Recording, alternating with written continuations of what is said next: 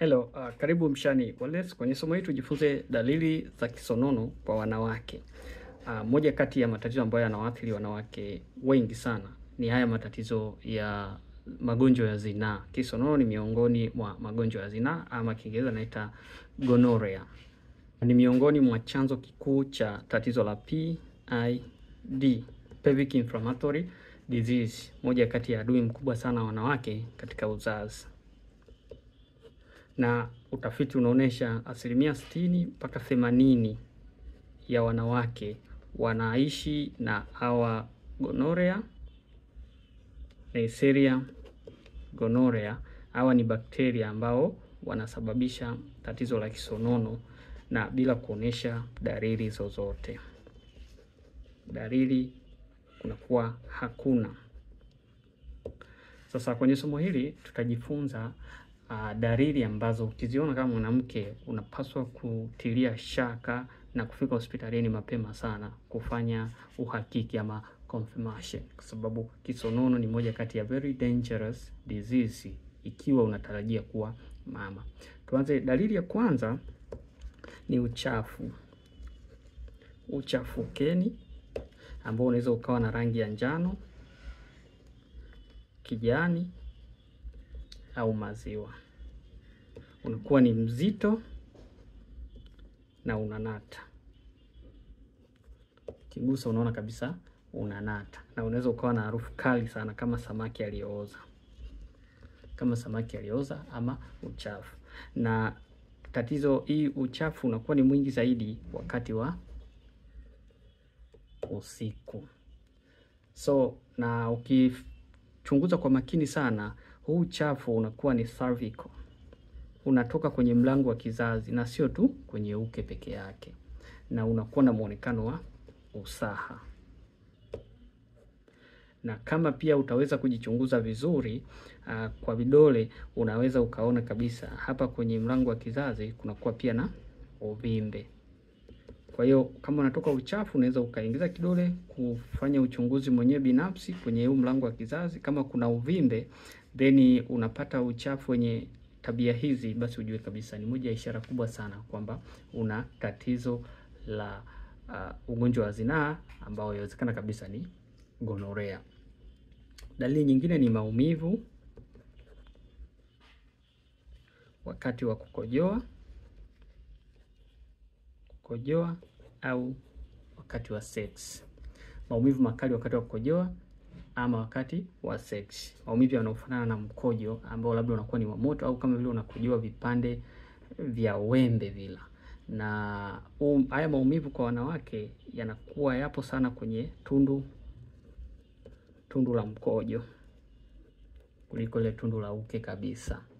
Kwa hivyo unapopata hizi changamoto za maumivu makali jumlisha uchafu, basi unatakiwa utilie shaka. Lakini pia maumivu makali wakati wa sex. Wakati wa sex, hasa uume unapokuwa ndani zaidi. Na haya maumivu yanaweza yakawa ni deep au yanaweza yakawa ni partial, na yanaweza yakatembea kutoka kwenye uke mpaka kwenye tumbo la chini, yani chini ya kitovu, ukayafeel haya maumivu. Na inaweza ikaambatana pia na damu baada ya sex. Kwa hivyo unapoona hizi changamoto ama hizi dalili, basi jitahidi sana kufika hospitalini, na moja kati ya kitu ambacho unatakiwa ukitilie mkazo ni uchunguzi wa hawa gonorrhea. Dalili nyingine ni dalili ya 4 ni zile tunasema kutokwa damu, hedhi katikati ya mwezi. Kwa kawaida mwanamke inabidi upate period mara moja kwa mwezi. Standard ni siku 28 pa mwezi. Kila baada ya siku 28 unapata hedhi. Lakini ukishakuwa na tatizo la hii kisonono ama gonorrhea, ni rahisi sana kupata damu zaidi ya mara moja ndani ya mwezi mmoja. Kwa nini? Kwa sababu hii cervix, kwa maana ya mlango wa kizazi, unakuwa unavimba. Kwa hiyo mlango wa kizazi ukivimba, cervix inapovimba, inakuwa ni rahisi sana kubleed. Hiyo ndio sababu kubwa kwa nini unakuwa unapata ile period between ile mwezi period katikati ya mwezi badala ya kupata moja, na ni moja ya ishara kubwa ya tatizo la kisonono ikiwa unapata hizi dalili nyingine ambazo tumezitaja na tutakazoendelea kuzitaja. Lakini pia maumivu makali chini ya kitovu. Maumivu makali chini ya kitovu, hiyo tunasema ni low abdomen, na haya maumivu yanakuwa ni kama yale ya period sometimes, period like, na yanakuwa makali zaidi kipindi cha ovulation, kipindi cha yai kupevuka. Yaani unapomaliza period siku ya kuanzia ya 11 mpaka ya 16 ya mzunguko wako, maumivu yanakuwa ni makali zaidi. Kwa hiyo unapoona hizi dalili, basi jitahidi sana kufika hospitalini. Na unapopata hii dalili ya maumivu makali chini ya kitovu, hasa wakati wa period, maana yake hao bakteria walishaanza kusambaa hadi kwenye mirija ya uzazi. Kwa hiyo ni ishara mojawapo kwamba tayari hali ishakuwa mbaya. Lakini pia dalili nyingine ni kuvimba kwa tezi ya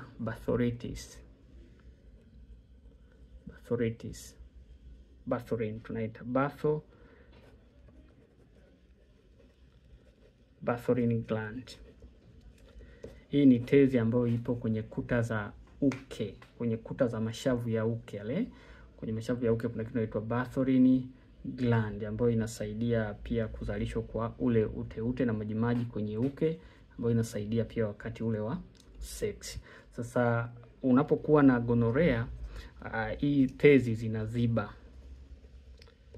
zinaziba kwa sababu ya kuvimba.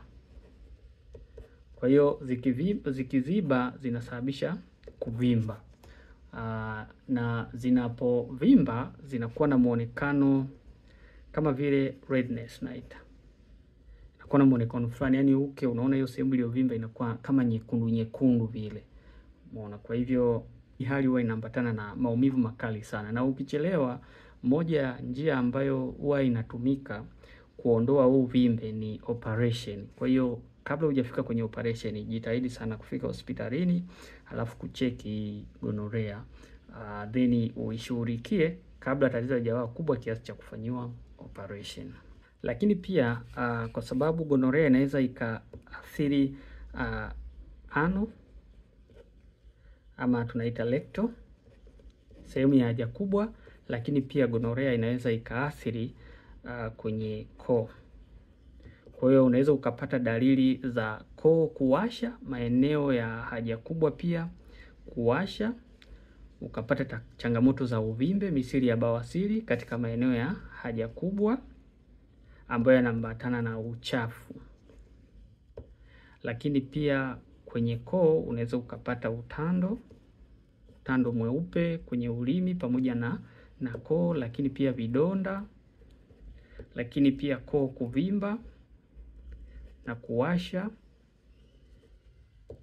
na dalili nyinginezo ambazo zinatokana na uharibifu katika mfumo wako wa upumuaji kwa maana ya koo na katika njia ya haja kubwa. Kwa hivyo haya ni maeneo yote ambayo yanaweza yakasababishwa na yakaharibiwa na hii gonorrhea. Unapopata miwasho sehemu ya haja kubwa, kabla hujaanza kujaji kwamba ni bawasiri, basi angalia, je, dalili nyingine tulizozitaja huku na tutazoendelea kuzitaja zipo? Kama zipo, kabla ya kufanya jambo lolote, nenda hospitalini kafanye confirmation kwanza ya uwepo wa kisonono. Dalili moja kubwa sana ni matatizo ya pelvic inflammatory disease ama PID. PID ni tatizo ambalo linatokana na maambukizi ya magonjwa ya zinaa. Kubwa zaidi ni gonorrhea na chlamydia. Chlamydia ni magonjwa ya zinaa ambayo yakimpata mwanamke, yakishakuwa sugu, yanasababisha uvimbe katika ile pelvic, katika via vya uzazi wa mwanamke. Na hii changamoto ikishakuwa too much, especially kama imesababishwa na chlamydia, inamsababisha mwanamke kuwa tasa na kupoteza kabisa uwezo wa kupata mimba. Na hii tatizo la PID linakuja na dalili zote ambazo tumeziona huko juu, lakini mwanamke anaweza akawa anapata maumivu makali sana ya mgongo, lakini pia kunakuwa na homa za mara kwa mara, lakini pia kunakuwa na maumivu makali wakati wa ovulation, wakati wa kupevuka kwa yai, na maumivu makali katika via vya uzazi kwa ujumla. Yani anaweza maumivu chini ya kitovu yanaweza kawa ya upande, ya katikati. Yani inakuwa ni kitu cha kawaida sana wewe kupata maumivu maeneo hayo ya via vya uzazi. Basi ukishaona hizi changamoto, jumlisha dalili zote ambazo tumezitaja huko, ni ishara kwamba tayari una tatizo ambalo ni serious, na probably ni gonorrhea ama chlamydia, ambao usipoishughulikia mapema inaweza ikakusababishia tatizo la utasa ama kushindwa kabisa kupata ujauzito. Lakini katika vitu ambavyo pia inatakiwa kufahamu ni kwamba mwanamke anapokuwa na gonorrhea anaathiri uwezo wa kinga katika uke. Kwa hiyo inakuwa ni rahisi sana kupata maambukizi mengine kama HIV, lakini pia ujue gonorrhea inaweza ikasafiri kutoka kwa mama kwenda kwa mtoto na ikamsababishia mtoto upofu pia. Lakini pia gonorrhea huwa inakuja kwa pamoja na bakteria wa chlamydia. Kwa hiyo inasababisha pia tatizo la chlamydia. Kwa hiyo unapoenda kupima ukakutwa na gonorrhea, basi lazima matibabu yako ya target pia kitu kinachoitwa chlamydia. Hii ni ugonjwa ambao unasababishwa pia na bakteria anaitwa chlamydia. So hiyo ni dalili za tatizo la gonorrhea kwa wanawake, na ni moja kati ya tatizo kubwa sana inasababisha challenge ya uzazi kwa wanawake wengi sana.